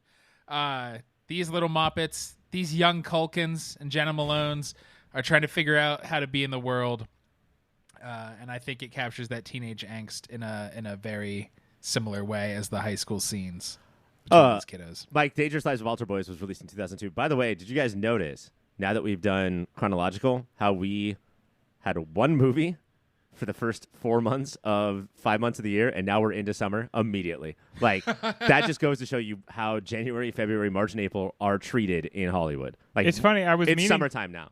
I was meaning to ask, like, did they for some reason release this movie in like December or not December, like in January? Like yeah. what? But it's just because they're all going to be from here on out. They're all summer movies, basically. Yeah. So we have all of our blockbusters and then all of our award grabbers, right? In like the last 3 months of the year. In the last 6 weeks of the season. But this is it for the first 4 months is Talk to Her. Wow. All right, now on to awards. Best Mary Jane moment. Ryan, kicking off with you. I think that I was very surprised to see this movie or see the most iconic scene of this movie and not have her hyperventilate like a moron where Spider-Man, after like post upside down kiss, goes up into the air. I remember this as her like clapping her hands or flapping her hands and just screaming and cackling. Flapping her hands. And instead, she is falling in like, lust, love, and I don't know, enamored by all at the same time. And that's hard to pull on one face. I remember from the scene her having the big hot dog fingers that she was like slapping on her thighs. I guess that wasn't this movie. I remember in the scene, Mike, that she was played by Rachel Bilson. What happened there? Recuts casting. Not Hollywood, so fun man. fact. Rachel Bilson died because a blank was put in a gun improperly. Oh, Jesus. And so Kirsten Dunst had to take over. Wow. So many Crow references. Oh, more than you would expect. Unless you've listened to our show before, I guess. Greg, what is your best Mary Jane moment? I'm going to go with the upside down kiss. It's iconic. I don't know that it's the best way to kiss, especially if like water is pouring down the person's face who's upside down, because that's, again, 2002, waterboarding was kind of a big thing, but usually not in your makeout sessions. That was a joke that I made on the hit show Welcome to the OC Bitches, which everyone can get at any point they listen to podcasts. Ryan. And we learned from Rachel Bilson, who did the upside down kiss, that anybody who's ever kissed upside down was drowning, that it was horrendous. Tobey Maguire's sinuses got filled with water on this. Yeah. But still, very nice moment. Great moment. One of my favorite moments, and I do not think it's iconic, but stuck out to me, is when she yells at Harry, I stood up and clapped, because when The whole Thanksgiving dinner hears his dad say, "Do what you need to with her," and then drop her skinny white ass. And Harry just goes, "You're right, Dad." And he's like, "What? How are you mad? My dad's a great man." Can we? I also like. This is such amazing. Just locker room talk. If I could have one runner up, Mike, it's the last scene of the movie where we have a reverse wet hot, where it's the boy telling the girl, "I want to not have sex with you," and explicitly no one. And this is it. Like, this is what we think that Peter Parker has worked for the entire movie. And she says, "It was you, Peter Parker." And, like, we know what she's going to say, but the pacing of what she says is the slowest part of the movie. Yeah. And then she kisses him. And that kiss goes on for much longer than Peter Parker should have let it go on. Unless If you're about to end it, I wonder Yeah. if at that time he's like, "Should I end it?" Yeah, maybe I'm not gonna end it. And then there was a lot of speculation as to does she know? But watching it recently, she kisses him, touches her lips, thinks that's fucking Spider-Man, and then she knows. Like there should be no speculation. No. Yeah, She upside down, right knows. side up. I know when I'm kissing Spider-Man.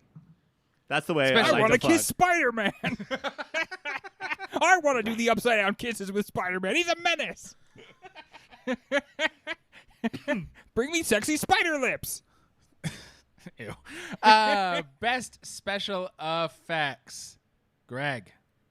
I really liked this movie had good special effects because it knew how to like occlude them. It knew how to sort of like cover up that it was using computers and show them in low light and just try to obscure it a little bit, which is nice because now they just give you a noodle man right up front. But one thing I thought looked really, It's really like good. a used car lot. We're gonna Yeah, give you the noodle exactly, man right dude, up yeah. front. Good noodle man that gets the attention. Come on in. Oh buy a man, I'm gonna car. go buy a car there. But I think the slowdown when he realizes that his powers, it's not just that his powers make him fast, it's that they make him comprehend things extremely quickly. And so in his fight with Flash, like he can feel everything, he can hear everything. And it's not that the effects look perfect there, but it's just like they're doing just enough to put you more into the scene and you're not like evaluating them, you know? And that was so that right as he gets in the fight with Flash and like the spitballs being shot and you're like kind of like going around through the crowd. That's the moment for me. I like it. That is a great moment. Did Greg win? No, I just liked it, so I He give just him got a a point because it's a cogent. I'm sorry, remember I'm doing if you things. If you make a cogent point. Yeah, That that's that a scene cogent also point, and I has agreed. a funny part that I did not remember at all, where Peter punches Flash in the ribs, definitely shattering all of them. Oh, yeah. He flies down the hall, and his head lands in between a teacher carrying a tray of food, Yep. and the teacher, after a beat, drops all of it directly on his That head. means that teacher hates Flash and For did that on sure. purpose. No teacher likes Flash. That guy's a bitch to everyone. That was a Biff Tannen moment. They wanted poop. They're like, well, how can we get poop in the middle of the high school? Just have a teacher carrying a tray of manure. Oh, no, sure. Famously, it's impossible to poop at high school, so there's nothing else they can do. Nobody ever has done it.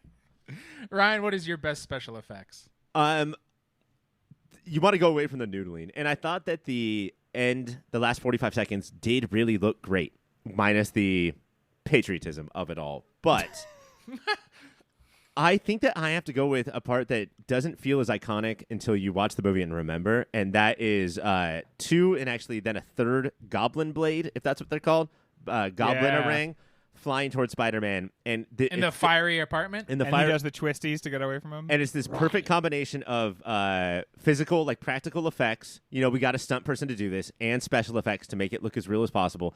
And that is, Greg at the beginning of the show was talking about how he flies from panel to panel, but he's always capable of this movement. And watching him do that Olympic shit, that's when you're like, oh, fuck you, Green Goblin. You're so dust because he's going to dodge shit left and right.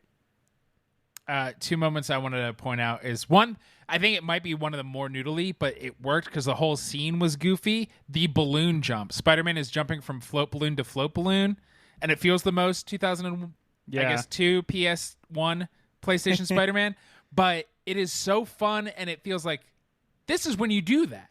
yeah. When he is just jumping from thing to thing. Oh. And then another slow-mo, so Raimi might just be amazing at slow-mo, is when in the finale fight, his mask is getting burned off and Yeah. blood's forming, and just the slow-mo of that, of Peter Parker's revealed, and it is revealed that he is fucked up, is awesome. Cringiest moment, Ryan. based on the spirit of the award, like typically how we do this, I have to go with the wrestling match where Spider-Man jumps to the top of the cage that he got put in without signing off on that. Like, you shouldn't surprise any two people by putting them in a cage. Right. But he gets to the top, and he says something about, like, does Bonesaw's husband also enjoy that? Gay panic jokes. Come on. Yeah, that shocked me. I was like, not from you, Toby. You should do, like, 15 in your movie so we can completely ignore you, or 0. It's weird to just have the 1.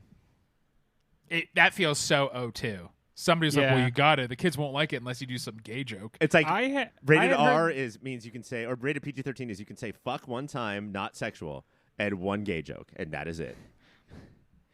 Yeah, it's definitely. I thought that they had like post facto edited that out for in modern times, because a lot of times when we're doing this cringe stuff, a lot of times it's kind of a bad character saying the cringy thing, right? Honestly, and it's like, well, yeah, that is still cringy, even though it's a bad guy saying it. It's kind of, but this is our hero looking right at one of our most treasured wrestlers, not Bonesaw, but the man who portrays him, Macho Man Randy Savage. Bonesaw's number 2 though, but Bonesaw is number 2. He's ready. And it's so like casually terrible, and it really does now kind of like take you out of the movie. I'm very interested to see what the rest of these summer blockbusters are going to be like, because I don't know if you guys remember 2002, but I was in high school, and so it was thrown around a lot. I will say, not to as a joke too, like as an insult, but also just as like the punchline of a joke. It's like, oh, because you are gay. Like, very good. Wonderful. Is that your same? Do you agree, Greg? Oh yeah, I mean it's the cringiest moment. It's like it's kind of the only cringy moment. You could try to like cobble together an argument for something else. This is not cobbled together. One, this whole sequence is cinematically cringy, and then I'd say modern times cringy. The telegraphed attack on Mary Jane, into the alleyway. Hey, that's a girl. Let's go get her. And then more guys just show up like, I don't know you, but we're gonna go get her with you. And then needless wet white shirt. Mary Jane's nips were out and clear. It was and pink. I was like, Sam Raimi, come on. You know what's weird? You know you're doing like a disservice to the character and the actor when you are too embarrassed to frame all the shots in such a way where you can see everything that's going on. Like I feel like it's such an admission, the fact that they frame most of the shots in that scene with her like from the breastbone up, so that like it's not, because it would be too embarrassing for her to stand there with just her boobs out for the entire scene. And isn't then that like an admission that any shots like that are whereas like QT, like we'll say, Margot Robbie, you take your feet off and you put them up on the chair, and I'm gonna rub put the camera them, directly put Vaseline on your feet, and put that film on the camera lens. I know this is weird, but can you jerk your feet off for me? I know it's weird. I said Is it's that weird, so it's fine. And then Spider-Man fucking leaves her in the alley she was just attacked in. Yeah. All of it. There's so many moments of cringe there for me. Pound for pound performance, Gregory. In this movie, one of the actors is taxed with essentially playing 2 completely different characters. In fact, I think you could even argue that there might be 3 entirely different characters. There is Norman Osborn, and then there is the character that gets split in 2, which is like a second and third character, would be Green Goblin, and then like the whatever is left of Norman Osborn that just like is so sorry for everything. It's kind of like a little worm. And Dafoe has to give us 3 different performances. And I feel like there might be the inclination not to chew the scenery a little bit as Green Goblin, and I don't think that would have worked in this movie at all. I think you got to get in there, grab that scenery, and just put it in between your teeth and just gnash away. And that's really what he does. He goes so big as the Green Goblin, and I just don't think it works if you don't, especially if you're wearing a mask that completely covers your face. Especially if your face is covered. You can still see through the mouth hole and the eye holes how he is not phoning it in. No, he's like foaming it in. Is that will that always be the biggest disservice of this movie though? Yes. They didn't find a way to, like, I know it's ridiculous. Like, we've been talking about Raimi. You have to press a button and the mask has to just like disappear. Or just put him in the green makeup and the purple. He has a Sleepy natural hat. Green Goblin face. Yeah. He's got those And I teeth. do have to say, of all the villains in the comic book, Green Goblin does more like whipping off his mask to become kind of like Norman Osborn again more than any. So yeah, it's for sure me, Norman. Do not get it twisted. I think the problem was the symbolic nature of his mask and how important masks was to like the point that Raimi was making, that cut against the ability for the guy just to whip it off anytime he wanted to emote. Is that Ben Stein's speech from the movie The Mask? Yep. We all wear masks. Ryan, what is your pound for pound performance? Mike, this was so hard because, as we talked about, what an incredible ensemble. Willem Dafoe is on the Rushmore if we do that this season. Tobey Maguire is at least in my top 2 Peter Parkers, which I do think is saying something. We've talked so much about Kirsten Dunst's performance. We've talked an appropriately little amount about James Franco's performance. But I don't think in the history, the reason that this was not brought up on Rushmore is because you specifically said superheroes, not performances in comic book movies. And I don't think anybody has brought from the page to your brain to the screen more a character like J.K. Simmons did. This is, everyone has their versions of Peter Parker or Mary Jane or Green Goblin in their head. And so, this one's a little bit different, but we're going to roll with it. This was literally everyone's in their head, J. Jonah Jameson. And I cannot believe how much he pulled it off. So much so that, MCU was going to, ruin their shit. We have to create a multiverse just so we could get this guy back because we're not re-fucking casting this role. You can't recapture it. What, we're going to do a different version? No. And we just need him again. The game that I foolishly plugged because it also features Spider-Man. There's the J. Jonah Jameson. Has a podcast. It's completely. It's not J.K. Simmons, but they just lifted the performance. Yeah. Basically a sound-alike performance. I mean, that'll always be the only performance. And he has so many lines that aren't funny on the page. Somebody comes in, maybe Sam Raimi's brother, and says, "We have a page 6 problem," and he says, "We have a page 1 problem. Shut the fuck up." And that's just, it's just funny. His name is Ted. Thank you very much. Director's signature moment. Yeah. Moment. Ryan. This was also very hard for me, Mike, because last week you gave Greg, in part, the point. 1, because he did better than me, but 2, because he picked a specific moment. And Raimi's touch and feel is all over these 2 hours. And so I thought about this for a long time. Rewatched the movie dozens of times. However many times Greg watched it, I watched it one more time than that. So you watched it twice? I watched it twice. And I think that it has to be between the acting, the editing, the pacing, is Green Goblin's death, where you have this extremely violent thing, as Greg pointed out earlier, to the balls, not to the nuts, or to the balls, not to the gut. And then we also get this cutaway of Willem Dafoe going, "Oh," and then he flops down like he's on fucking Broadway, not like he is gonna do the "I am dead" and then slowly fall to sleep and his eyes roll back. But Raimi is daring his audiences at this point. If I've held your hand at this point, I'm gonna get away with this, and he does it. I think it's so impressive, Green Goblin's death. Rebuttal, Greg, or just a different option? I feel like I should just say that was also mine because I heard him get three points, and so I'm probably going to get 0 points. That is the first award that just lined up exactly with what I had written down. For me, there's a lot of big moments like that, and when I think of Sam Raimi, I always think of one of the characters' head is in the very center of frame, and they're just yelling into the camera. And there's so many of those in this. Sometimes they're actually kind of like stitched together. But there is one in particular. The more random they are to me, the more Raimi they feel to me. And there's a moment where I think Peter is just sort of reflecting on like what is going on in his life, and he thinks of the Green Goblin. So suddenly, out of nowhere, there's just like a bleh. Where the Goblin like kind of just like it's like if Dracula was trying to surprise you. Yeah, it's like all faded out so that you know he's not really there, and it just you can barely see him, and he just kind of goes like bleh, and it's like a jump scare kind of out of nowhere. It's completely random. And it's just like that is the Raimiest move I've ever seen, just to suddenly hit me with that blah. It's so good. And like, can we do un-Raimiest move real quick? Sure. Thanks, guys. He said at the hour mark and at the 2 hour mark. At the hour mark, I need Macy Gray. At the 2 hour mark, I need Chad Kroeger from Nickelback. What that was? Is that the Where O2 was the Chad shit? Kroeger part? The Danny Elfman score into the credits goes for about 30 seconds before Nickelback kicks in. Yeah, the Macy Gray was surprising in there too. Spider-Man. Silencio. It is time for us to take our Silencio. I'm sorry. It is time. There's two, so let's see. She's talking to you, Mike. You always forget that. It is time for us to take our final break of the evening. We're going to tabulate some scores and then talk about how Spider-Man might do in the final bracket. That is it. That is our Spider-Man show. I feel like we could do 3 more hours. Gosh darn it, do I like talking about superheroes with the two of you folks. Can I ask you guys a question real quick? No, Sure. but you can. Oh, no. I'm going to ask yes. Mike because he's not about to fall asleep.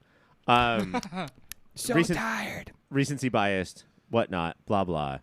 And we have said many times on this show that a movie doesn't count unless you watch it and then do a movie of the year about it. Facts. True. Spider-Man 2 still better? Is Recency Spider- bias. I think Spider-Man 2... I love the Raimi moment. I love the aforementioned Doc Ock surgery scene. Like sure, that the is, fucking Odessa steps from Battleship Potemkin. and that is a better scene than any scene in this movie. But I do think the humanity and character against character and what they're motivated by in this movie feels more powerful. Maybe, but I think you might be forgetting about Alfred Molina's performance. That's true. Yeah, I definitely don't. I'll I have to don't watch think. him again. I don't think it's like a slam dunk or anything, but I think 2 is still better than this one. And is 2 still the best we've ever seen? Is Into the Spider-Verse the best we've ever seen? Yes. Yeah, probably. That movie's Right. so good. So if we ever I do can't that believe we year. have to wait another year. It was supposed to come out like last week. We won't do that year. Ever. We will never do that year because we're just going to put that as the pick, and then we're going to look like jerks. And it will win, and people will be like, yeah, they were right. So, how do we think Spider-Man's going to do? Well, we Against have 2 its movies to 15 compatriots. We have one movie to compare it to, but I have to say, a lot of what we talked about, as opposed to Talk to Her, was how O2 it was in all of the best ways, all of the worst ways, and all of the actual ways. You know, Talk to Her is a little timeless, and for that, it should be fucking... it should get points against it. Yeah, we don't like How dare you- timelessness here. How dare you be universal and timeless and appeal to in different ways to all Ew. generations? That's not what we do here on this specific show. I guess I have a feeling like it's not going to quite get there. I think it doesn't. It's not helped that there's 16 movies this season. I think that we're just going to get so blown away by some, including Talk to Her. We're just like I don't know. This was a fun movie and it was an awesome movie. It's really good. I don't mean to diminish it at all. It just seems like I would put it on a lower tier than Talk to Her. I would. Yes, I think that if like in the Ryan rankings of all-time movies, that it is lower, but in what we do, why we vote, how the bracket comes down, also just the way that I cannot believe how swept I am by every single movie that we watch for this podcast. I think that You just like, love movies, you movie simp. I wouldn't be surprised if these were the top 2 movies. Also, I don't remember. I couldn't name you a single other movie No. from the Sweet 16. So I'm saying right now, I think it's Talk to Her, Spider-Man, Addams Family, and Addams Family Values. And on that, Those are your I'm top 4 going- movies. I'm going. These are the top 2. Well, no, I was going to just jump into coming season. I've forgotten a very You have to important say thing I should who do. won the show. Yeah. Who won this show? Ryan, man, you got 58.5 points. Wow, That is a showing. that's the most ever. That But you said it is first, Mike. quite a bit. And Greg, my friend, you got 54.5 points. Ryan won and is my best friend for the next week at Boo. least. Wow. Boo. But still, like this has to be the highest. Like, what's the point total bet? They're just You know- over. Yeah. Yeah, like we. It's a lot. This is the highest we have ever. It received. wasn't over. There's even a couple half points in there. I called you a movie simp, but it's clear I'm a Greg and Ryan simp. I gave a lot of points away Aw. tonight. You guys just wowed me. Or we earned them is the other way to look at it. Oh, I thought that's what I was saying. Can you change your Tinder profile that just says Greg and Ryan Simp? Yes, I will. And right now, it's kind of been like that because all my photos are just of you two and not of me. So I get yelled at on a lot of dates. Who are these We are guys? more handsome. I thought I was going on a date with 2 guys. It's just some third guy? Some weird dude. Just going out on a date with half a man. Coming up this season, we have Unfaithful, Minority Report, Battle Royale, and so much more. Until then, keep watching those movies.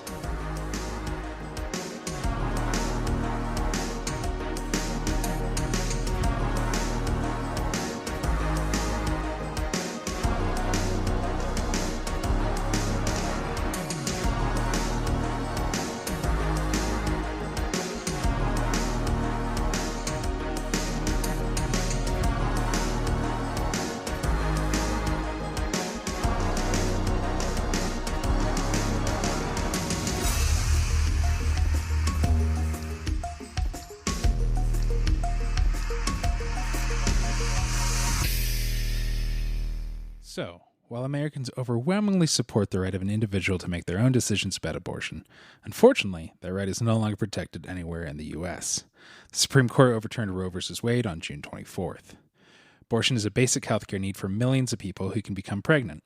Restricting access to comprehensive reproductive care, including abortion, threatens the health and independence of all Americans. Even if you live in a state where abortion rights are upheld, access to safe medical procedures shouldn't be determined by location, and it shouldn't be the privilege of a small few. And we're already seeing certain medical practices be restricted even in those states. You can help by donating to local abortion funds. To find out where to donate for each state, visit donationsforabortion.com. That's the number 4, donationsforabortion.com. If you or someone you know needs help, or if you want to get more involved, here are 5 resources. 1. Shout Your Abortion is a campaign to normalize abortion. 2. Don't Ban Equality is a campaign for companies to take a stand against abortion restrictions. 3. Abortion.cafe has information about where to find clinics. 4. PlantCpills.org provides early at-home abortion pills that you can keep in your medicine cabinet. And 5. Choice.crd.co. That's choice.crd.co has a collection of these resources and more. You can also find all the links to these resources at podvoices.help and in the show notes. We encourage you to speak up, take care, and spread the word.